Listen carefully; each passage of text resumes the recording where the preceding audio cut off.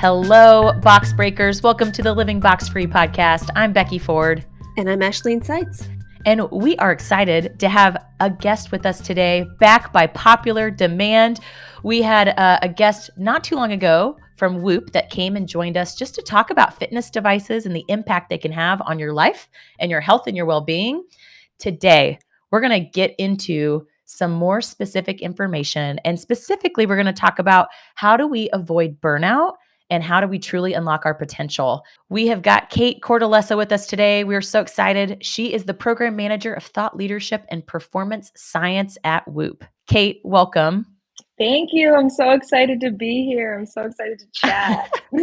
We're so excited to have you. We were just talking before this. Kate's like, I'm a talker. So I can't wait. She has so much cool knowledge in her mind. How can you not be a talker? Because you have so many cool nuggets to share. We're going to start with our question. What's on the rise for you this week? We'll start with you, Ash. I just got back from my wedding travels. Finally, it's over. I've been talking about it on here for many, many weeks. And I had to get my nails done, which I don't mind. It's fine. I got my nails done. I'm not used to that. I grew up playing the violin, so I wasn't allowed to have paint on my nails. I had to keep them real short. And so getting my nails done, it's happened maybe twice in my adult life, three times, like actually going and getting them done. And they feel very smothered. Like I feel like my fingernails are suffocating, but they look good. So I don't know. I'm having this like internal battle of, do I take it off because I feel like they're going to suffocate, or do I just, work through it? I know that's a very weird thing to say is on the rise, but it's actually taking up a lot of my mental space, which probably means I should just take it off. But anyway, that's what's on the rise for me. What's on the rise for you, Becky? That's hilarious. I can see your fingers are turning purple. They're suffocating. Yeah, I'm just kidding. Yeah, they're going to fall off any moment. What's on the rise for me? I was sick not this week, but the week before, like all week. And I didn't work out for over a week, which is really insane for me. And so I still have a little bit of a cough. I'm going to try not to cough in my microphone, but just getting better, feeling better. It definitely makes you appreciate your health. And my Whoop, my goodness, the first day I woke up, I was like, my respiratory rate is way higher than normal, and I'm in the red. Oh, yeah. This is not good. This is not good. My resting heart rate is like 10 beats more than it normally is. So speaking of So it was Whoop, in the 40s? It was in the 50s. But I was like, oh man, this is not good. I'm getting sick. But I'm better now. I'm in the green today. Woohoo. Amazing. All right, Kate, what's on the rise for you? Yeah, I am in the process of moving right now. So I'm currently living at my mom's house, which is, very unique as an adult. And I'm living out of a suitcase. There's dressers in a closet here, but I have things literally just thrown all over the room. And I'm a very type A person, so it's just completely against everything that I've ever done in my life, but I just never really got grounded here. So this week I'm planning on going through all of my stuff that I have and hopefully throwing out or donating really most of it. And just starting fresh in a new house, a fresh wardrobe, and I just can't wait to get in. So I have 2 more weeks, and that's my goal for this weekend. A little spring cleaning. Yeah, good. A little longer weekend, 3-day weekend to do that. That does sound nice. Anytime you have like a new place to live, that fresh start. Yeah. Getting rid of clutter, things you don't wear. Yeah. Did you say where you live and I missed it? I am currently in Philadelphia, but I live in Virginia Beach. Gotcha. Yeah. Well, Kate, we are so glad to have you on and would love for our listeners to get to know a little bit more about who you are and what you do. So if you don't mind, give us a little bit of background about who you are. Yep. So I am the program manager for thought leadership and performance science at Whoop. My background is I have a degree in public health. I have a degree in exercise physiology, and I'm currently getting a master's in performance psychology. And really just my purpose and kind of this overall like value that I've had my whole life is trying to understand what's happening internally physiologically and then what's happening in my mind, and understanding that feedback loop, kind of like the chicken and the egg, which one kind of comes first and how do we stop that when there's kind of negative talk tracks happening, and how do we then shape our future by catering to both of these sides of us. And ultimately, like, my life kind of goal is really to start helping people understand that our psychology and physiology are one thing and they aren't actually two separate parts. We wouldn't be anything without a body and we wouldn't be anything without a head, and they're just one and the same. So that's really where I am, and Whoop is kind of been that vehicle for me to start really getting deeper into this. So I've been here for about 3 years, and through a plethora of job functions. I started back in 2019 with I think less than 100 folks, and we now have somewhere between 8 and 900 people. So seeing an evolution of a company, and really an evolution of a product. That is so cool. I mean, Wow. that's huge growth. It, Yeah. we didn't know what to do with it. Yeah.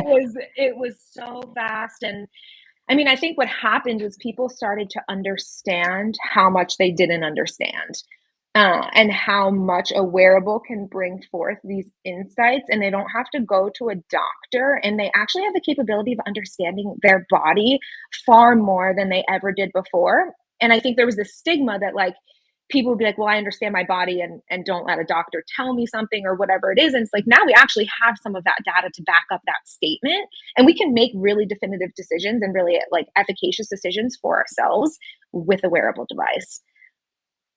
Yeah. Well, that is dipping our toe in what makes Whoop different. I know there's other wearable devices out there, Fitbit, Apple Watch, you name it. Why Whoop? What makes Whoop the better device? Yeah, and I think there's a lot of just amazing products on the market, and I do think that there's certain things for certain people, kind of depending on what you want. I think Whoop is completely tailored to someone's, I don't always love the word holistic, but all-encompassing health and life. Where if you look at other products, they're doing a multitude of things and they're doing them partially well. What Whoop does is we ground ourselves in science, which I love the fact that that's what thought leadership and performance science actually does. So we run pretty much all of our research that helps members use the most efficacious tools going forward, looking at meditation versus breath work, what's better, things like that. We run it from start to end, and then we help our product teams really productize these insights and how do we get them out to the public. So Whoop really grounds themselves in science, but I also think that when we talk about fitness trackers, a lot of people are talking about how hard their workout was, how hard their 1 hour session is. Whoop is actually looking at the other 22, 23 hours and weighing them heavier than just your workout. Because if we look at the research and we look at the science, everything that happens kind of around that workout is far, far more indicative of how you are going to stand up physiologically than what you're ever going to do in a gym. You can't outwork some of these bad decisions, or negatively physiological decisions that you're putting on your body. You can't do that, and Whoop is really emphasizing those other aspects, starting with sleep and recovery, and telling you really how to prepare yourself. And then when you are prepared, or when you're not prepared, how do you actually manage your day based on those insights? So I think that's where we kind of differentiate ourselves in the market. Yeah. I know when I think about my journal in the Whoop, that at the very top where you can add things, it says like lifestyle or like mental health. And so even just seeing that it's not just about the physical, but as you said, there's so many other aspects there that impact our overall health and well-being. And that's something I really appreciate That, about the Whoop that's device. that's our goal, especially like my team. We The physical is great. It's great. But if you don't have that whole other aspect kind of playing into that, you really don't have much of anything. Um, Mhm. and you'll start to see it play out in a lot of aspects in your life. Yeah. Well, I love hearing how just the enthusiasm and how excited you get when you talk about science and studying Oh humans. my I gosh. would we would love to hear what are some of the coolest things that you're working on today? Yeah, yeah. I'm such a nerd. But so the coolest thing I think right now, I we have a study with frontline healthcare clinicians that I've been part of. We've partnered with essentially a coaching platform that has really tailored insights to help these individuals. Because when you think about frontline healthcare clinicians, and I'm talking nurses, surgeons, doctors, we're looking at people on hospital floors, but we're hoping to kind of extrapolate some of the data and understand other aspects of frontline healthcare. But when you look at these folks, I think the advice out there to them is like, well, sleep 8 hours and eat right. And it's like, but their jobs just don't allow that to happen. What can we give them so that they can optimize and still work in their field? And I think we've all seen how important these folks are in our lives.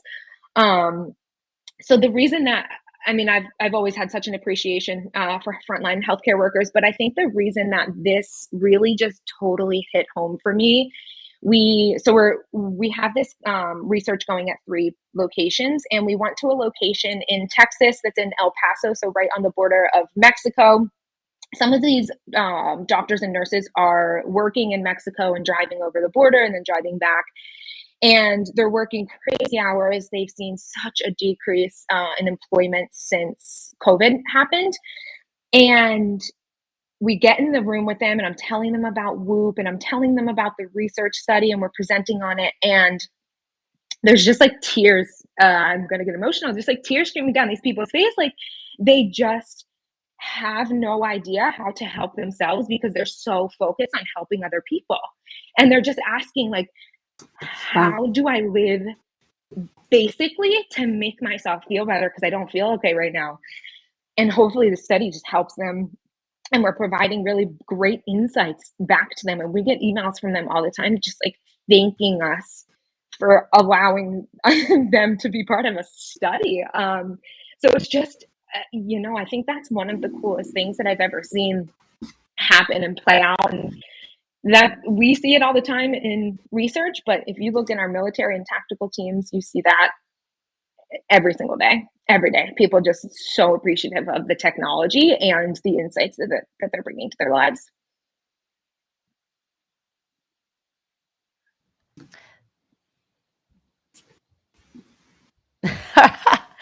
That's so cool. I wasn't sure if Ash was going to jump in there and share anything. That's super cool. And I love the emotion. Obviously, it's one thing to say research and like studies, but it's people. Yeah. And like you just articulated that so well. These are people whose lives you're changing by doing this research and trying to help them solve a challenge that they're facing. Like they don't know how to help themselves. And it makes me think, my little brother, he was in the Peace Corps, and he's talked on our podcast before about having compassion fatigue and just, caring so much about other people and what that did for his mental health because of that. Not having support to help him, refuel himself. And the self-care industry right now too, like you'll see it on social media and stuff. They're just like, take a bath on a Sunday, set yourself up. And it's like, stop listening to that. Like, I mean, by all means, take a bath on Sunday if that's what you want to do. But you're never gonna like get to a place that you are resilient and can walk through life by taking a bath on a Sunday. Like it just isn't, it doesn't work like that.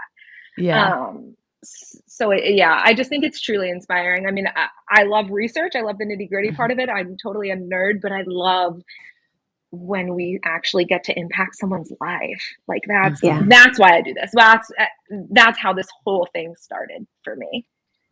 That's so cool. I don't know that I'd thought about people in so much stress being able to see what is causing them the most stress and work with it. What I'm curious, do you know what usually the top contributors tend to be when people start to have that information at their fingertips? What the top contributors are to why people are in those states? Yeah. Typically it has to do with sleep and I mean the basics of biology: sleep, light exposure, and how you're like nurturing through food your body. Meal timing comes into that, but I really think if you're going to understand all of it, it really starts in your sleep. And then you get grounded by kind of the sunlight and the light that you interact with throughout the day. And that kind of sets the tone for everything else that you do throughout the day. And if you're not getting the quality sleep that you actually need, you're doing yourself such a disservice. But again, these folks, they're working overnight, and then they have kids and families or whatever other things. So there's certainly things that we can do to help kind of bring forth resources to them that even if they only have 6 hours to sleep, they can still really manage that effectively. Yeah, that makes sense. I love that thing that goes around social media of, make sure you get plenty of water and sunlight because you're basically a houseplant with complicated emotions. It's so true. It's not wrong. So true. It's not. And like from an evolutionary perspective, like that's what those folks did. Yeah. And that's kind of how our biology created and evolved over time. Mm-hmm. I'm remembering I haven't watered my houseplant in quite some time. I'm like, oh, I should probably go do that after this. Thanks, fake guys. plants because I have no green thumb. I don't even know how this thing is still alive. Oh, it's a cactus. Yeah. That's the type of plant I need. Yeah. So as you talk about this research you're doing with these individuals and self-care, and when I think self-care, I think of our mental health or mental well-being. How does Whoop, how do you measure that? And when you do this research, how do you know if you're making a difference or not? What does that look like? Yeah, so there's kind of two avenues that in research and on the platform that we actually measure burnout, resiliency, all of those things, mental status. So we have our subjective measures, which usually for a Whoop member comes in the fourth of the journal, right? So there's things like, and the Whoop journal has evolved quite a bit over time. So there's things like, are you feeling anxious? Did you feel stressed yesterday? Did you have a therapy session? Things that are very targeted towards our psychology. But then we started incorporating, like, did you go outside? Did you exercise? Things like that. And not so much, we didn't necessarily put them in the mental health category because they look like mental health, but for people to start correlating in their mind when they see this list of mental health subjectives, like how these things are actually playing all together. So we do it subjectively like that. In research, we will use journals, but we usually use a little bit more tailored scales. So there's resiliency scales out there, and we kind of find them in the literature based on what we need. And then we send these out weekly, daily. The journal is actually really cool. For folks that don't know, we send them out on the regular every single morning, and they ask about the previous day. And then at the end of the month, you get this monthly report. So you can kind of understand how your behaviors are correlating to your objective measures, which we also measure. So things like our resting heart rate, our heart rate variability, which are going to be really indicative when we're talking about like resiliency and burnout. Resting heart rate is going to be pretty simple.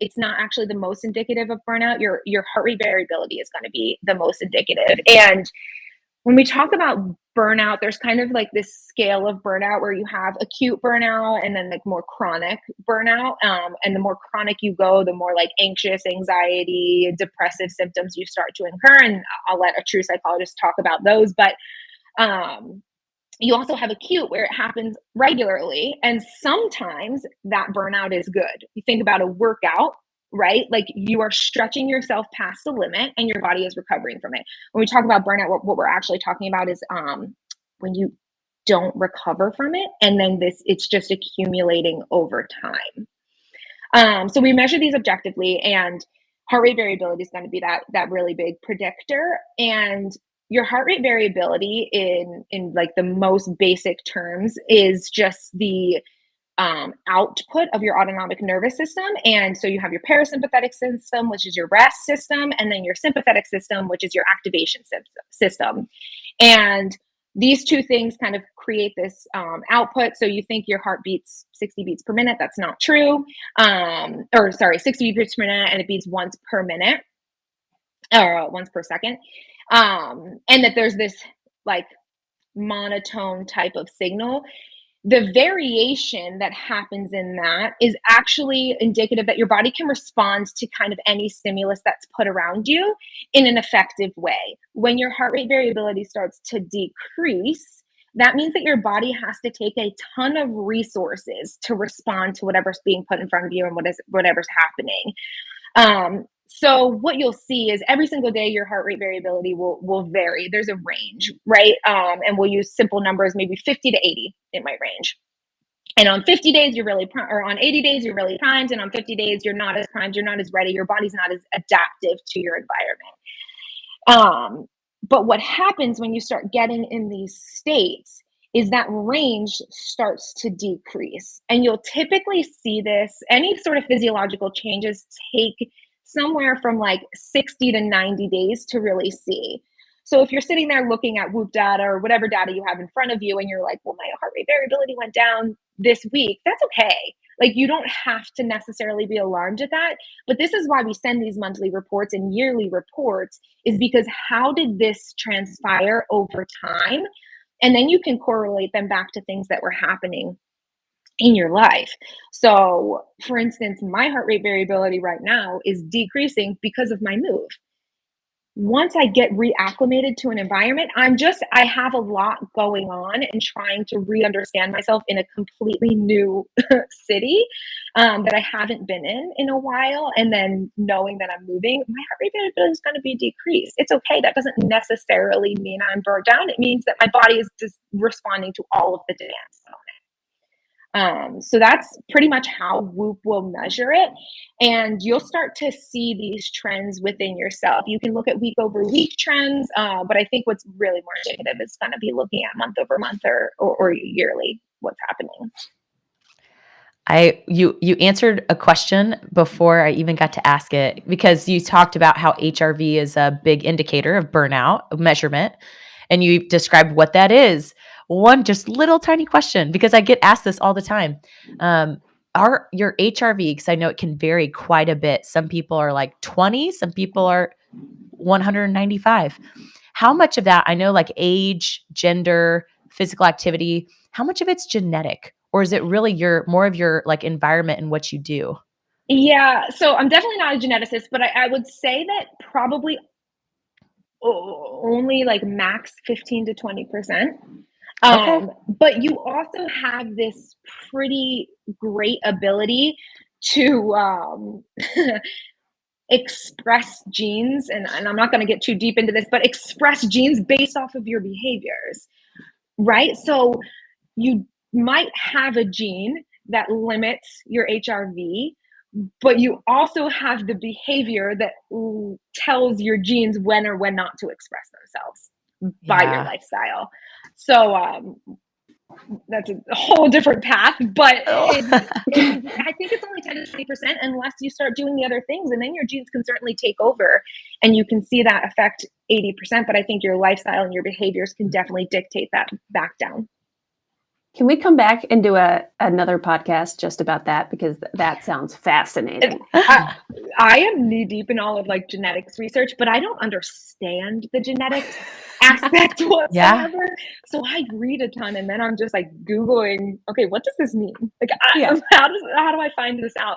But I think, I know we're not really talking about this, but where wearable technology is going to go, we have to bridge that gap. We have to. And people will stop relying on it's genetic. Right. It probably isn't. I think that's so cool to hear, because you're right. That is a crutch a lot of people use. Well, this is just how my family is. We're always like this. Yeah. So yeah, I was just curious. That's way smaller percentage than what I thought you might say. So that, if anything, that is so empowering as I hear you say that we have so much control over improving those things. Yeah. Okay. We have way more control. Yeah. As we talk about burnout, and I love that you also said burnout there's good burnout. There's like, you do a workout, your muscles are burnt, you're exhausted, but you recover. What if we're in a bad state of burnout and stress, anxiety, it's lending towards some of those other states? What's the risk of staying in a state of burnout for too long? What happens? Yeah, so your body eventually adapts to a lower state of functioning. And then you don't know that there is a higher state of functioning. You think that your life and the way that you feel and the way that you interact with the world is the way that it is. And you think that there's nothing that you can do about it. But that lower state of functioning can look like injury, illness, lower cognitive functioning, so less ability to like grasp onto memories, less ability to kind of do your job. I think people often say that there's a lack of motivation. It's not necessarily a lack of motivation. Chemically, you're not set up for success to even go through the motions through the day. So it's not a lack of motivation. You are feeling something that physiologically is actually transpiring in your body. It's not just that, hey, I want to go for a run and I have no motivation to do it. No, your body's telling you not to do it because all of the demand that's put on your body has to resolve itself. So all of these resources have to be dedicated to it. So it can look a lot like depression. And it certainly can lead that way. But I think that there are like depression kind of, you kind of play more genetically into some of that stuff too. But I think there's more like biological factors that you can actually do to mitigate them, like stabilizing your sleep wake times, like making sure you're getting sleep, like exercising, like viewing light, eating nutritiously. Yeah, so there's a ton of things to kind of mitigate that as well. As we talk about, okay, we want to avoid burnout, and you've given us some really great tips, and we Yep. know that our lifestyle has a lot to play with into that, as well as Yep. sleep, recovery. Everyone wants to know, like, how do I just live a healthy and a happy life? Right? Like, it's almost like the secret to life. How do I do this? From what you've seen in your research, what would you say are some of your biggest tips for people to feel their best? Yeah. So again, like stabilizing your sleep. So what does this mean? It means going to bed and waking up within like a half an hour of the same time every single day, even on weekends. I know this is, especially as we're going into a holiday weekend, this is not always like the best advice to be able to like live your best life and like do all of this stuff, right? But it's really, really helpful from a physiological and a biological standpoint to start there. What we do and what we've done with like athletes and teams is talk about this and set this out on a calendar where 80% of your time you are doing that. Same sort of notion of 80% of the food that you intake should be like really healthy and nutritious. And then you can kind of slack off. 80% of your time, if you look at that on a calendar, is one day a week. It's not both weekend days. It's not Monday or Friday through Sunday. It's one day a week. Where you kind of allow yourself to do that and be okay with it. Don't attach guilt and shame to what you're doing there. So it's 80% of the time that you stabilize those sleep wake times. You wake up and view sunlight, and I know it sounds minuscule. Viewing sunlight within the first hour of waking helps regulate your metabolism. So your like the cravings that you would get to get hungry. So you start regulating your meal timing throughout the day in relation to the sun. It starts to regulate your hormones, which again, like it's going to regulate that metabolism. It's also going to regulate your circadian rhythm. So if you're having hard time going to sleep and waking up, viewing sunrise will help this. Sometimes sunrise, I think right now is like 5 a.m. So that's not always like the best case there.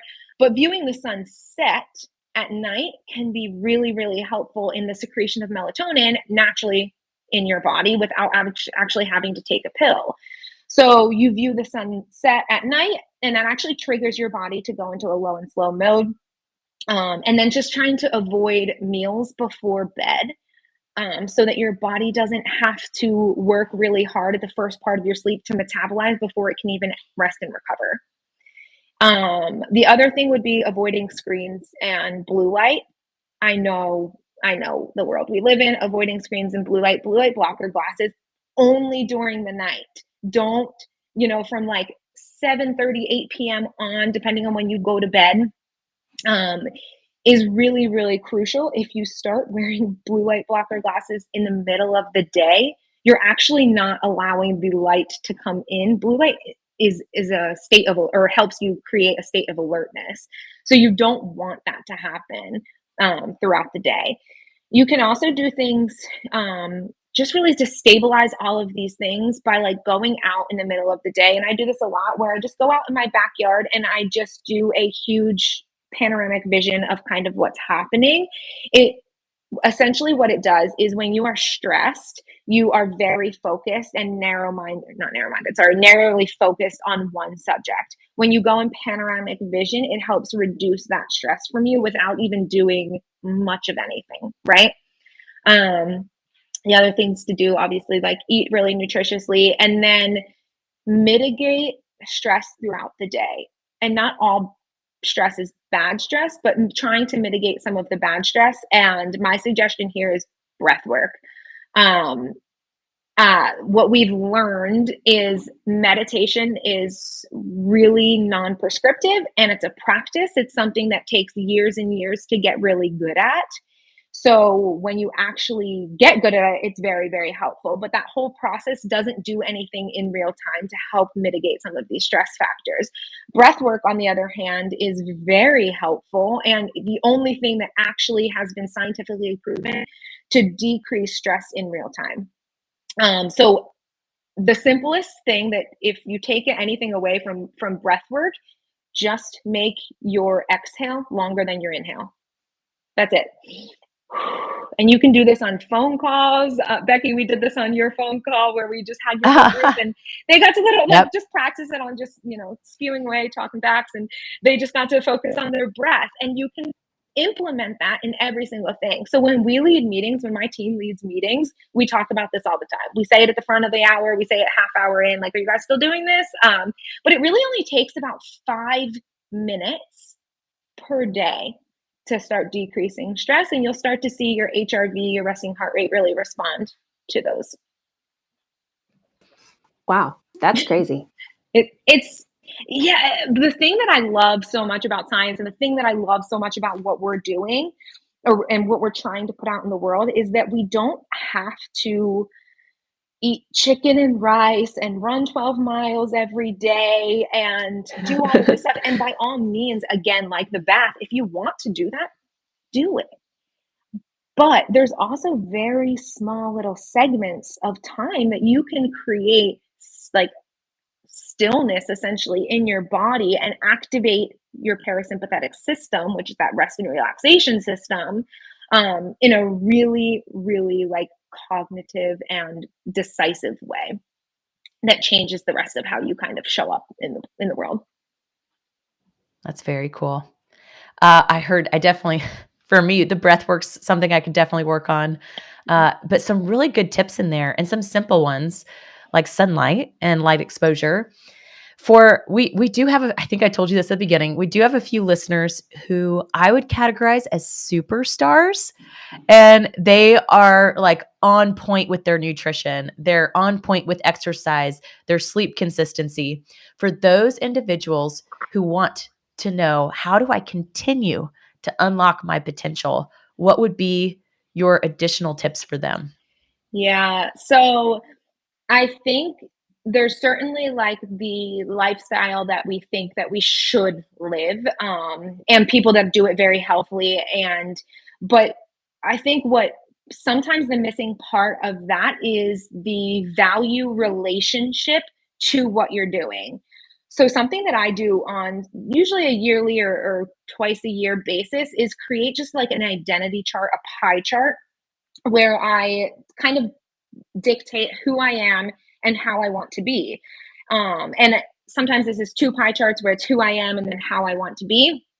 So essentially, you'll just say, like, okay, I am a program manager for Whoop. Okay, I am an athlete because I work out. I am a dog mom. I am a student. All of the things and all of the different aspects that you are in your life. And then how does your purpose, efficacy, and control relate to what those things are? So for people that are working out all the time, and Becky, you and I talked about this a little bit before, is how do those workouts relate and identify with your values? So your purpose is really talking about like, how does this relate to your values? Your efficacy is talking about like the ability to produce a certain outcome. And when you have that efficacy, you have like that high ability and you know that you're going to be able to produce. And then control, how much control do I have over this situation? And those three things, when you start looking at your life in this like pie chart, all encompassing view, you can start to see areas that you might not realize aren't aligning with yourself. And could actually be causing this like distress or negative stress in your life.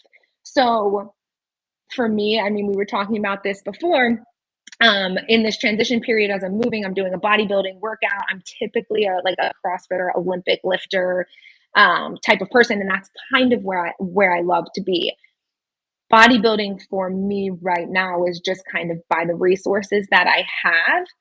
So I'm not truly valuing my workouts in the same way. And it's short term for me. Like I know it's going to change, but it doesn't do the same thing for me, even though like the dopamine and serotonin release that happens when you actually work out are the same. I don't relate to it in the same way. I'm not releasing the same amount of stress that I typically would. And you can do this in everything. Like you can do this with your job. You can do this how you interact with your boss. If you're a leader, how people interact with you and how you want to interact with them.